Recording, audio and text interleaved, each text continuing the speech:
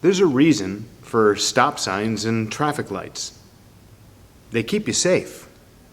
And if you don't listen to them, there can be problems. Sometimes big problems. Sometimes life-threatening problems. And it's the same with other warning signs. Seen those signs that say, construction ahead, slow down? Most people do.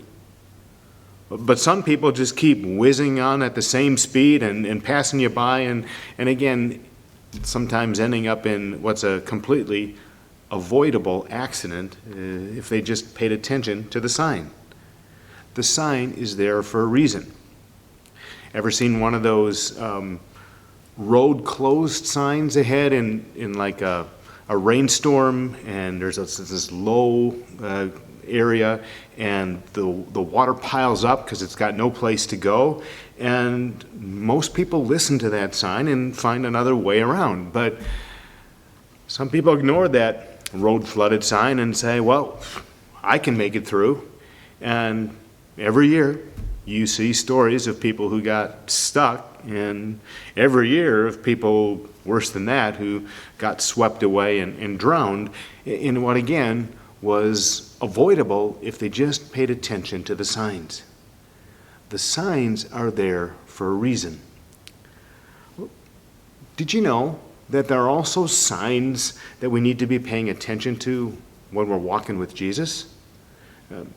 In the first part of his letter, John brought up our capacity for what I'll call self-deception. Self-deception is the tendency to think that things are better than they really are. Like, you see that road flooded sign, and you think, hey, that looks like it's only an inch or two of water, and my car can handle that, so you plow on through, and then you get out there and you discover, whoa, there's stuff I didn't see, and that's way deeper, and I should not have done that. That can be a big problem. Well, in this section of his letter, John's giving us some signs that help us avoid that sort of spiritual self-deception. Number one, there's signs that he gives us so that you don't think, hey, I'm just walking with Jesus and Jesus and I are this close, when you're really out sort of wandering. And number two, he gives you these signs so that you do know, yeah, I am on the right path. I am walking closely with Jesus, and I need to keep walking that way. Here's what John has to say. Listen. We can be sure that we know him if we obey his commandments. Anyone who loves a fellow believer is living in the light. Do not love this world nor the things it offers you, for when you love the world, you do not have the love of the Father in you. And who is a liar? Anyone who says that Jesus is not the Christ. Anyone who denies the Father and the Son is an antichrist. Anyone who denies the Son doesn't have the Father either. But anyone who acknowledges the Son has the Father also. So you must remain faithful to what you have been taught from the beginning. 4 signs here that John puts out for us. Obey the commandments, love others, don't love the world or the things of the world, and remain faithful to what you've been taught about Jesus. And John's not being some grumpy old man as he's giving us these warning signs and telling us to pay attention to these things. John's actually saying pay attention to the signs so that you avoid that self-deception.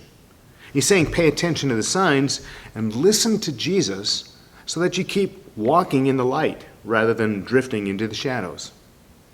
So let's look at each of those individually. Number 1, obey the commandments.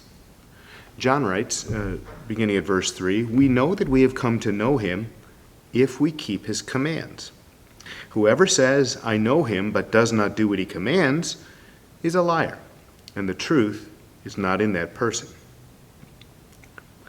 Now, John's not saying, be perfect. He's saying, be consistent. See, John's a sinner himself, and he's already told you in chapter 1 that you're going to sin too, and that when you do, instead of ignoring it, what you need to do is look to Jesus for forgiveness. And Jesus will forgive you. No strings attached. But John's also telling you here that forgiveness also changes you. Forgiveness changes you so that when you're walking with Jesus, you're starting to also grow in living like Jesus. And the closer you walk with him, the more consistent you become in following God's commands, instead of just saying one thing and doing another. What John's asking you to do is to think about this. Do the commandments have an expiration date? Can you pick and choose which commandments to follow? Do you get to redefine them to suit the times? Is obedience optional? Or is obedience so narrowly defined that there's all sorts of room for gray areas? Or so narrowly defined that you can consider your own pet sins as, well, not really wrong? He's asking you to think about, is morality relative? Customs change, but does what the moral law, meaning what God tells us is right and wrong for all times, does that moral law change with the times? Or is stealing wrong in all times? Is murder wrong in all times? Is lying and cheating wrong in all times? And Jesus said this, Matthew chapter 5, verse 17. Do not think that I have come to abolish the law or the prophets. I have not come to abolish them, but to fulfill them.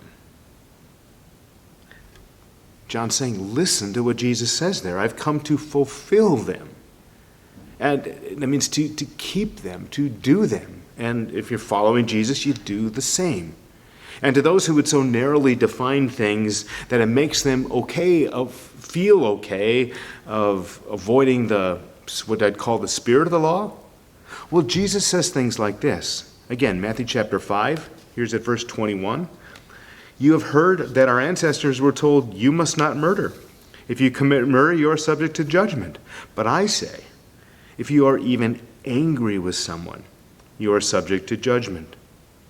And again, same chapter, Matthew 5, a few sentences later, starting at verse 27, Jesus says this, you have heard that the commandment that says, you must not commit adultery. But I say, anyone who even looks at a woman with lust has already committed adultery with her in his heart.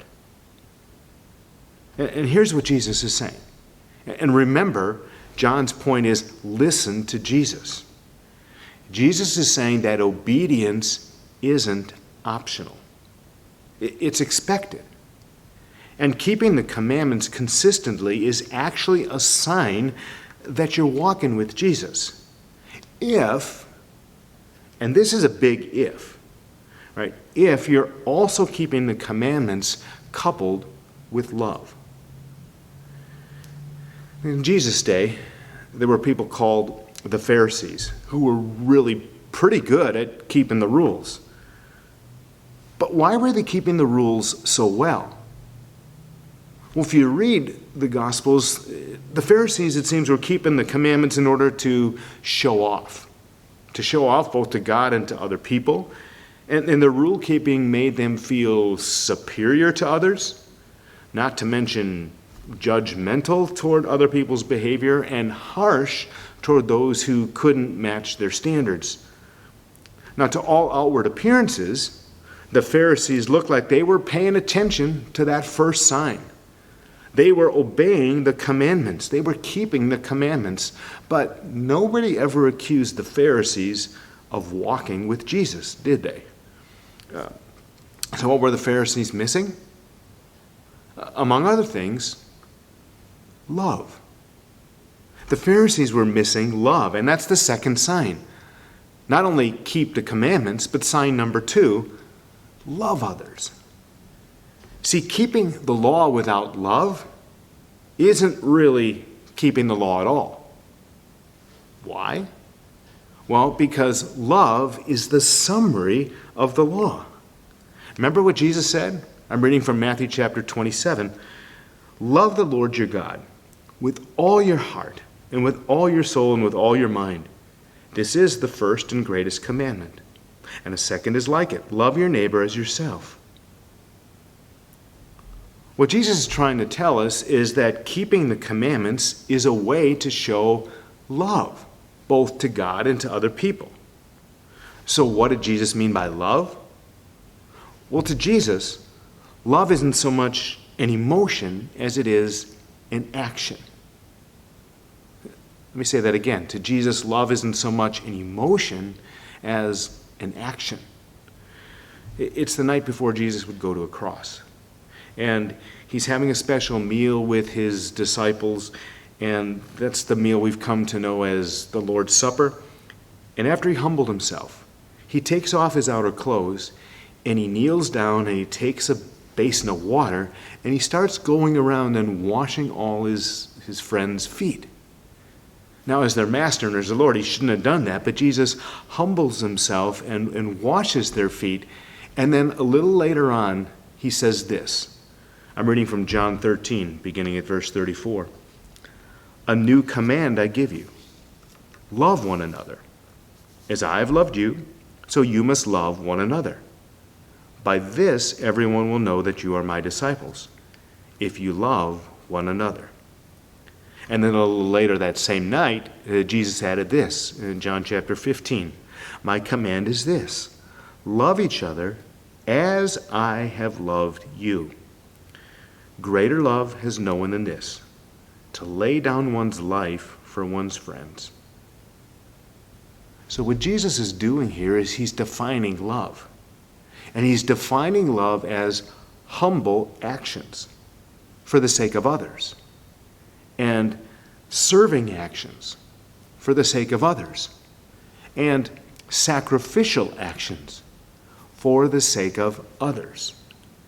And John was there that night, remember? He experienced all that the night Jesus washed their feet and the day after when he was giving his life for us on a cross. And I think that's on John's mind as he's writing down this sign. I'm reading again from verse 10 of chapter 2.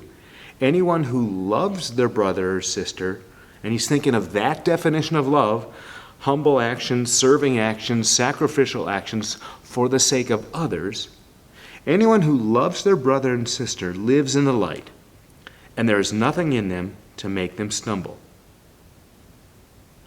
Well, let's stop for a minute and think about how obedience of the law, sign number 1, keeping the commandments, and sign number 2, love others, connect. You'll find the commandments in Exodus chapter 20. Pick a few of those commandments. Those commandments are part of that moral law that I was talking about, the law of God that applies for all time, and reflect on this. How does doing what that command says express love? How does doing what that command says express love? In other words, when I follow this command, for example, honor your father and your mother, or don't steal, I'm showing love by, and then talk about how I'm showing love. Or when I do what this command implies, I'm showing love by doing this. And what I mean implies, like the command, don't bear false witness, implies that I'm also going to say things in the kindest way. So how does doing what this command says show or express love?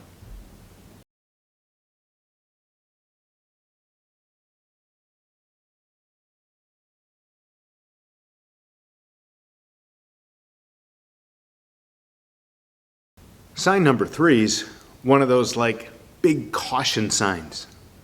You could think of it as don't love the ways of the world, or you could think of it as kind of a question. Where's your heart at? What are you focusing on? What are your passions and your obsessions? And where does Jesus fit into that? Not where should Jesus fit into that, not where do you want him to fit into that, but where does he actually fit into the object of your heart's affections?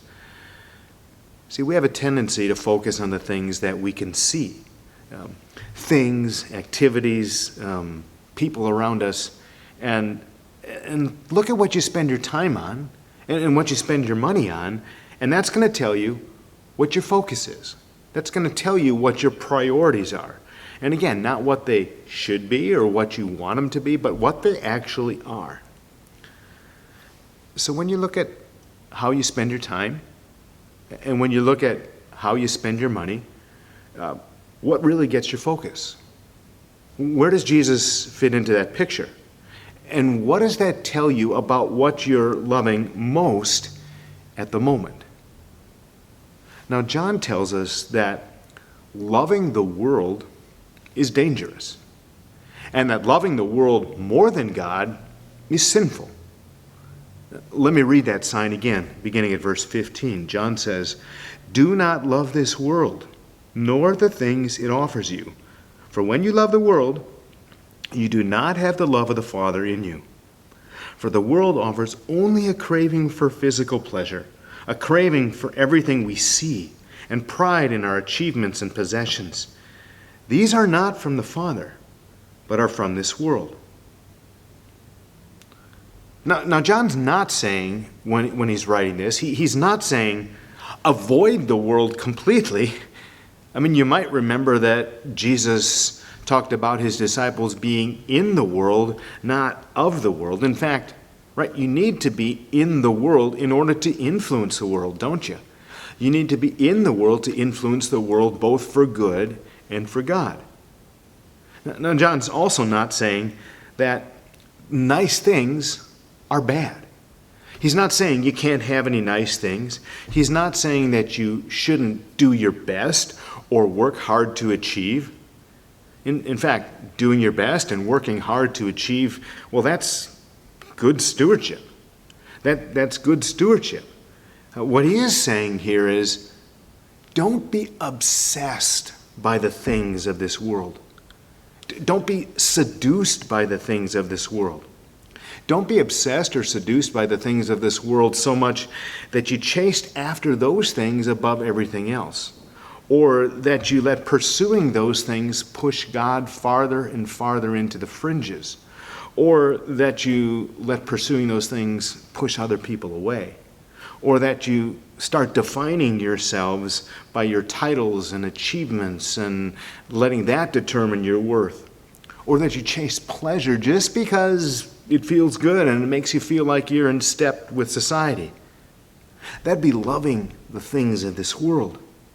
And see, John's telling us that loving the world that way, well, that can mess up your priorities and your values. And loving the world that way can cause you to embrace what's normal instead of what's right. And loving the world that way can cause you to drift so much into self that you're not really as in step with Jesus as you think you are. Remember what Jesus says about allegiance or focus? Let me give you a little refresher course. Here's what Jesus says, a few different places. Mark chapter 12, verse 30. Love the Lord your God with all your heart and with all your soul and with all your mind and with all your strength. Not love yourself with all of that. Love the Lord your God with all your heart, soul, mind, and strength. Matthew chapter 6, verse 21. For where your treasure is, there your heart will be also. A few sentences later, chapter 6, verse 24 in Matthew. No one can serve two masters. Either you will hate the one and love the other, or you will be devoted to the one and despise the other. You cannot serve both God and money. How about this? Luke chapter 2, verse 49. Didn't you know that I had to be in my Father's house? And that same verse where he said, in Mark chapter 12, where he said, love the Lord your God with all your heart, soul, mind, and strength, it continues with this phrase, and love your neighbor as yourself. So, quick focus check. Because remember, John's advice, his sage advice is listen to Jesus. You just heard what Jesus said, so quick focus check. How much time are you actually spending with Jesus? How much time are you spending in God's house? What percentage of your income do you give financially to what I'll call a Jesus cause, either in your local church or somewhere else? And what are you doing to help other people? Spend a little time just kind of charting that out. I mean, go ahead and grab your phone. That's what works for me, or a piece of paper if that works better for you, and whatever works best, and jot down a few quick answers to those questions. Not wannabe answers or should be answers, but what right now is the way it is. Way it is answers for how am I using my time? How much time am I in church? How much time am I spending with Jesus? What am I giving financially to a Jesus cause? And how am I helping others? And that becomes then your data points. All right? And with those as data points, just kind of reflect on what do those data points show about where the focus of your heart is right now, really. And then ask yourself, what, if anything, needs to change in your behavior?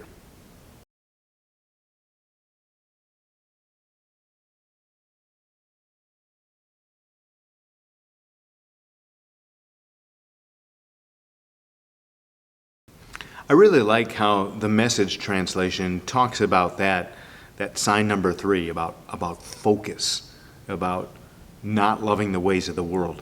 Let me read it to you. Don't love the world's ways. Don't love the world's goods.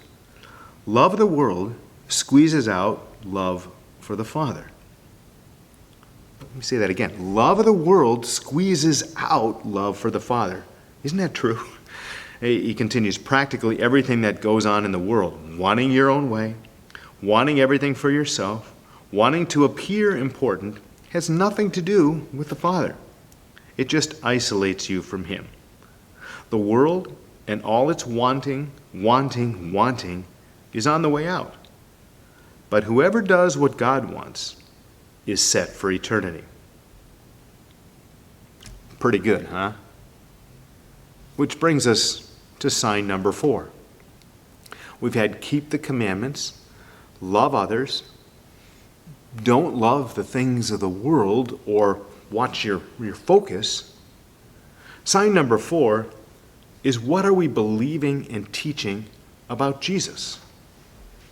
Now, if you're part of a church that says one of the creeds, the Nicene Creed or the Apostles' Creed, on a somewhat regular basis, just stick with that.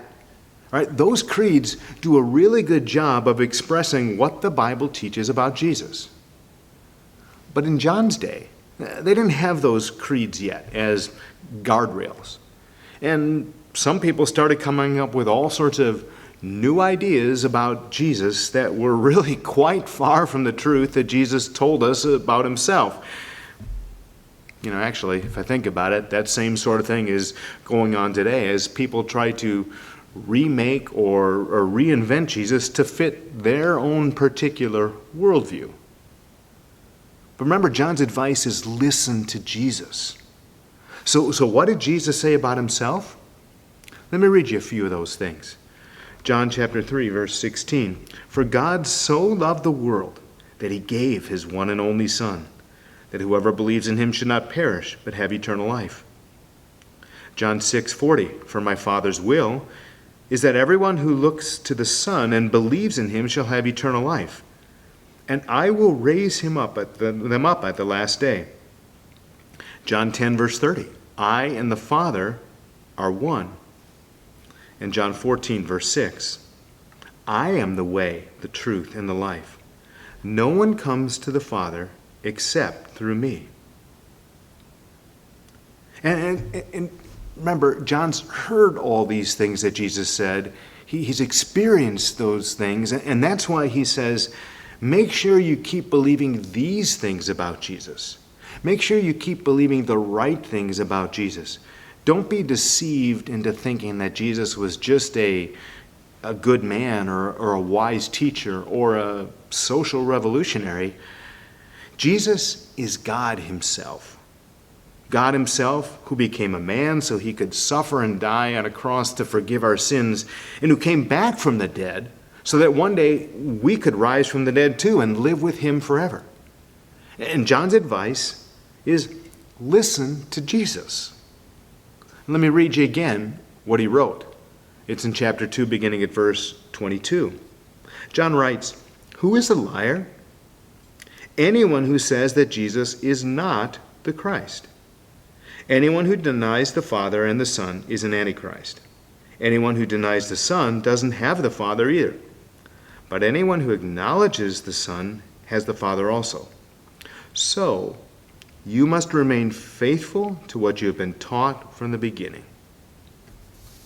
Remain faithful to what you've been taught from the beginning. And there you have it. Okay? 4 signs to mark the way, so that you can evaluate your road and see whether you're still walking as closely with Jesus as you think you are and as you say that you are. And if you are, could continue in that way.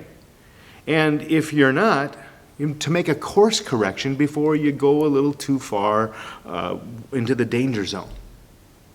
Obey the commandments, love others, don't love the world or the things of this world more than you love God, and remain faithful to what you've been taught about Jesus.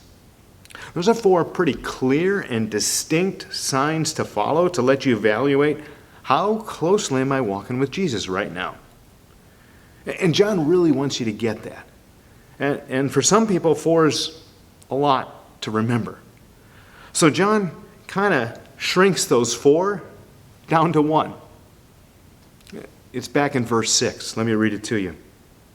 Whoever claims to live in him must live as Jesus did. Whoever claims to live in him must live as Jesus did. Or as the Message translation puts it, anyone who claims to be intimate with God ought to live the same kind of life Jesus lived. We've kind of incorporated that into our mission here at Concordia, building generations who live and love like Jesus. What John's saying is, if you want to know, am I listening to Jesus? Am I really listening to Jesus? Just ask yourself, am I living and loving like Jesus? Is what I'm doing or what I'm thinking of doing, is it loving as Jesus defines it? Or is it self-serving? And am I comfortable having Jesus walk with me into this situation? Am I living and loving like Jesus? Maybe that's the best measure of whether I'm really actually listening to Jesus. The more consistently I'm living like Jesus in this world and loving like Jesus in this world. That's the measure. And John's going to expand on that in the next part of his letter, which is what we're going to be looking at in the next 2 messages. Living like Jesus, and followed by loving like Jesus.